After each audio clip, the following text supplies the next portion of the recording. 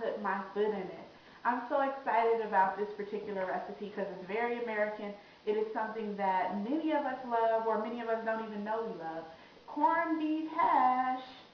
I made a corned beef this Sunday, and now it's Wednesday, and so now it's time. It's hash time. I absolutely love corned beef hash. It's part of the fun of making a corned beef.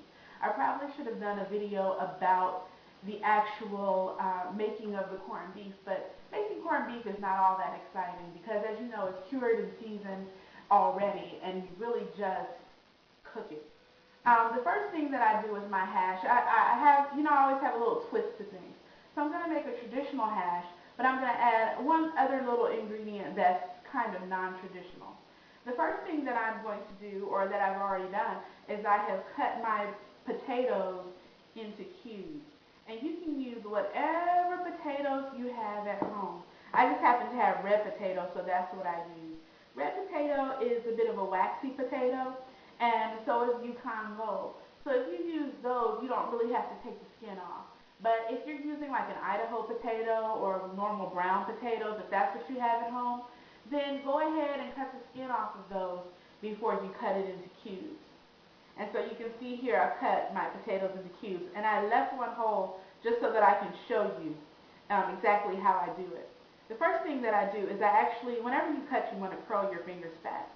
So the first thing that I do is I cut it in half. And then it's very simple. My philosophy is that enough people don't cook because they think it's hard, but cooking is really easy. So that's why I'm here to break it down for you. And the next thing that I do is I cut it into 4 strips.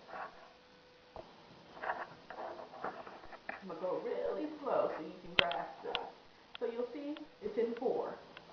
Then I'm going to cut through the middle of that. And then I'm going to cut down, down, down, down, down, down, down. And that gives me my potato cubes.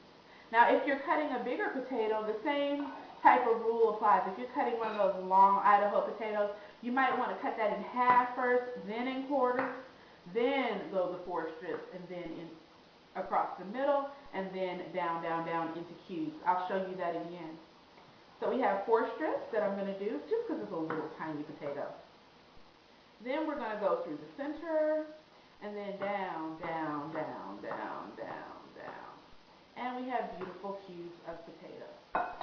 So that's our cubes. And what I'm going to do with these potato cubes is I'm going to parboil them before I actually get to the frying of the hash.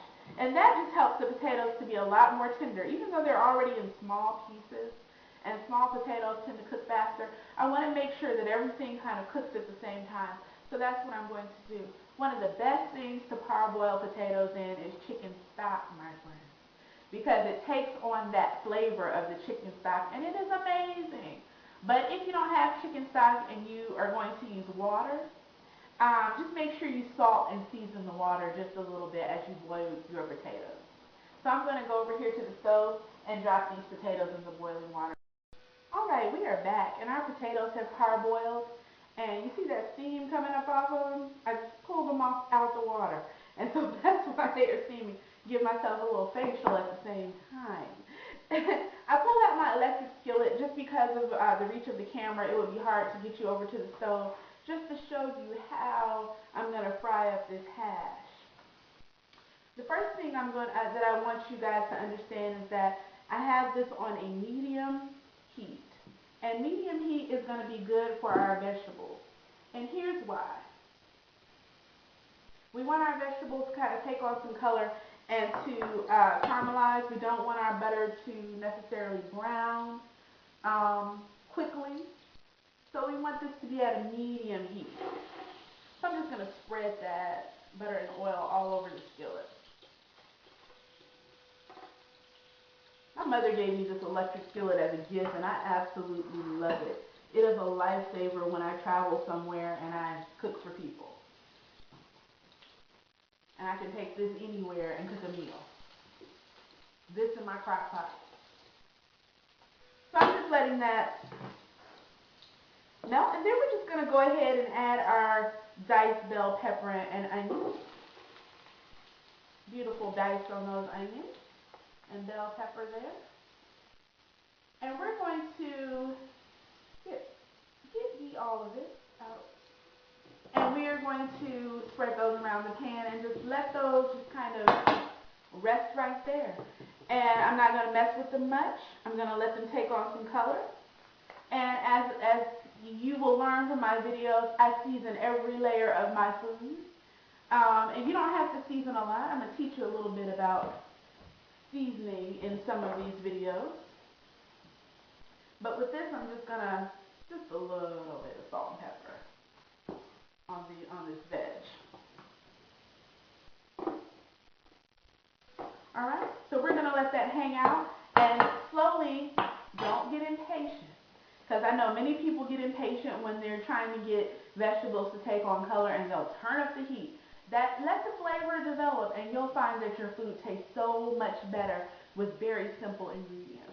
So, all right, I am back. I was just getting a fork because I know I'm going to be ready to taste when this is done. But I'm back, and as you can see, we have done these vegetables on a medium to low heat. I didn't take them all the way to caramel, but I took them to a light brown tan color. Now, I promise you, if you jack up your heat and try to brown your stuff, it's going to taste burnt. You want to cook it on a medium to low heat, and what that does is it develops the flavor, and it makes these things, it makes the onions and the peppers sweet versus burnt. So we're just going to add our parboiled potatoes. Remember those that we boiled earlier in that good flavor? Just going to add those in. They're going to sizzle a little bit because they're a little wet. I'm going to mix that up with those vegetables. I'm going to let that hang out and cook.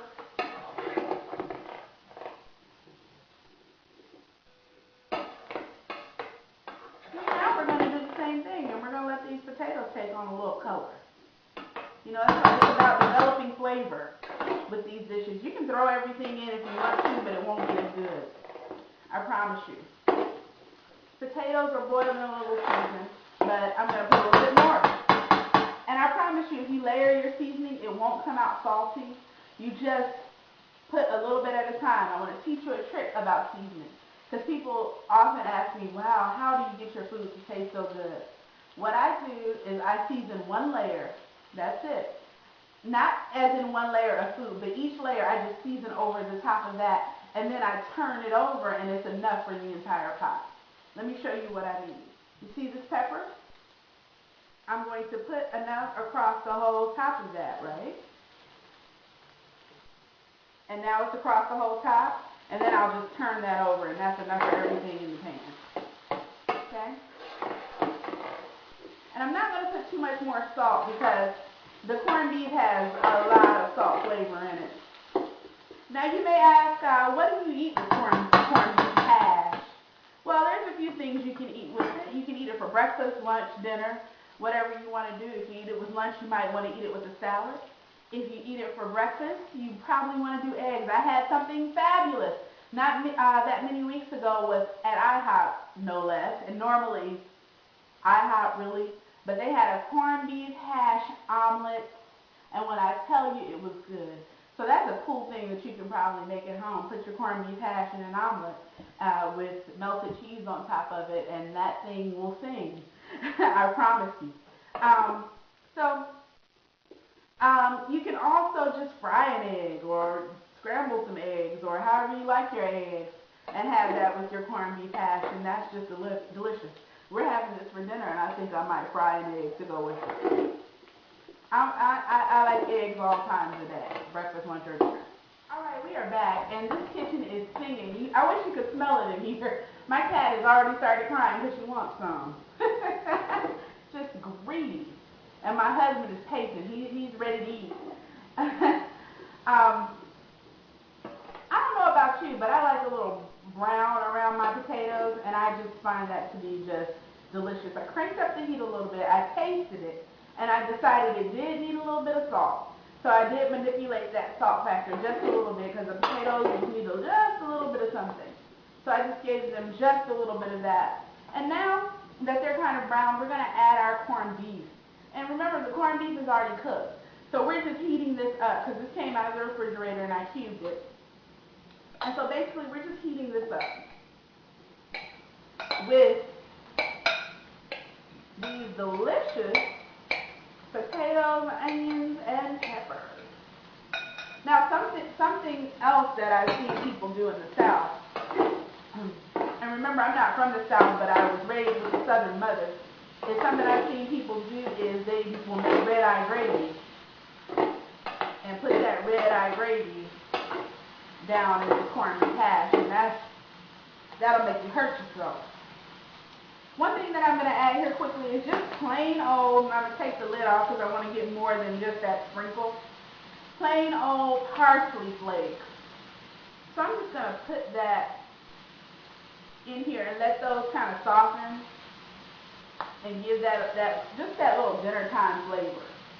I always like to have an herb component in everything that I cook. You really could add a little red pepper flake if you want some heat, or hot sauce, would also be good.